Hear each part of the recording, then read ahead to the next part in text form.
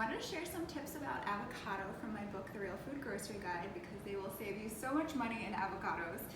The first tip is when you're at the store, the way to check if your avocado will be good or not. First of all, the color is an indicator, you can feel it, but if you remove this stem at the top and you peek inside, bad choice. This has been on my counter for a couple days. If it's brown in here, it's gonna be brown inside. In my case, it's black. But if it's green, it's gonna be green inside. So I'll just chop it open and we'll see. Oh, it's actually quite green, just really the top. So it's not too bad, still usable.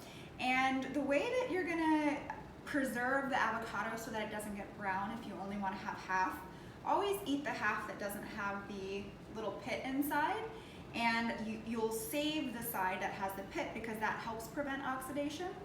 But regardless, the best way to prevent the browning is to store your avocado with some chopped onion, so just about 1/4 of a small onion.